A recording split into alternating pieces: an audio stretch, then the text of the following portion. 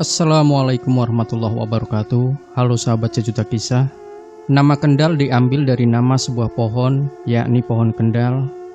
Pohon yang berdaun rimbun itu sudah dikenal sejak masa kerajaan Demak pada tahun 1500 hingga 1546 Masehi, yaitu pada masa pemerintahan Sultan Trenggono. Menurut kisah, Sunan Katong pernah terpana memandang keindahan dan kerindangan pohon kendal yang tumbuh di lingkungan sekitar. Sambil menikmati pemandangan pohon kendal yang tampak asri itu, beliau menyebut bahwa di daerah tersebut kelak bakal disebut Kendal Sari. Pohon besar yang oleh warga masyarakat disebut-sebut berada di pinggir jalan pemuda Kendal itu juga dikenal dengan nama Kendal Growong karena batangnya berlubang atau growong. Selain petilasan yang bersejarah itu, Kendal memiliki peninggalan lain yang memiliki kisah sejarah menarik, yakni petilasan makam Kemangi di wilayah Weleri Kendal.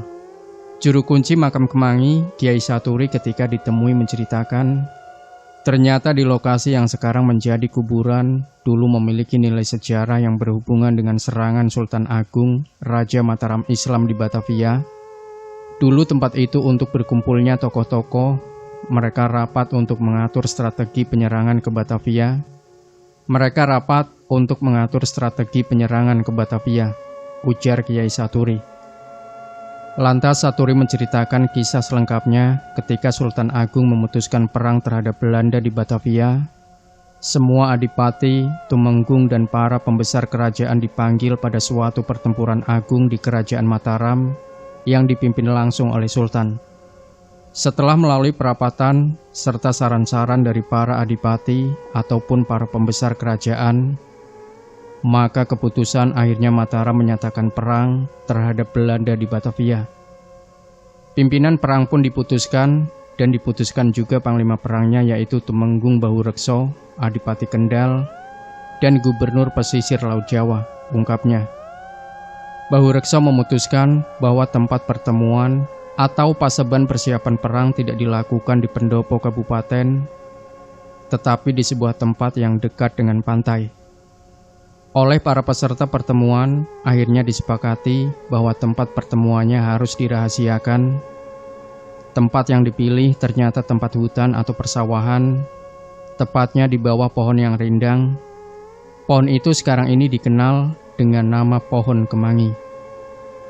Pohon itu terletak di tengah-tengah persawahan dan pemakaman, masuk wilayah desa Jungsemi, Kecamatan Kangkung, dan tempat itu pada akhirnya dijadikan sebuah pemakaman yang masih terkenal keramat.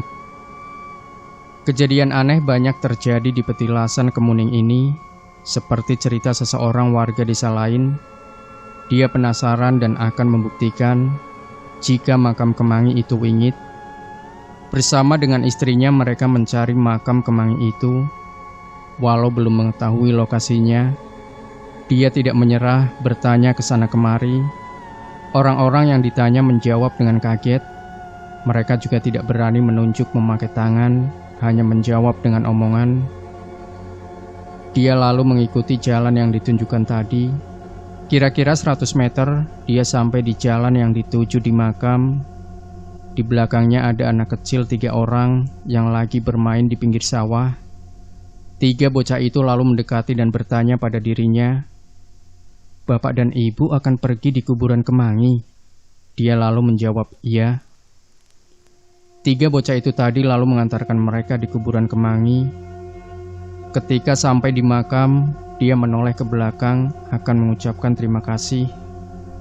Dia lantas kaget dan merinding. Bocah 3 tadi menghilang dengan cepat. Menurut cerita tutur, banyak kejadian wingit di makam Kemangi. Banyak anak kecil hilang dan ditemukan oleh keluarganya ada di tengah sawah yang tidak jauh dari kuburan Kemangi. Bocah-bocah yang hilang tadi bercerita sedang ada di kota yang bangunannya indah banget, kata Saturi. Pernah ada kejadian, tiba-tiba ada kiriman semen untuk membangun masjid yang jumlahnya 1 truk tronton penuh. Setelah diterima dan dilihat pengirimnya, ternyata pengirimnya tadi orang yang pernah hilang di sekitar kuburan Kemangi dan sudah dianggap mati. Nah, Untuk Anda yang mungkin berada di kota Kendal, khususnya sekitar makam Kemangi ini, mungkin juga pernah punya pengalaman misteri di sini. Boleh Anda tulis di kolom komentar. Dan jangan lupa pula like dan juga share, subscribe channel Sejuta Kisah. Nantikan terus cerita-cerita terbaru dari kami. Sampai jumpa. Wassalamualaikum warahmatullahi wabarakatuh.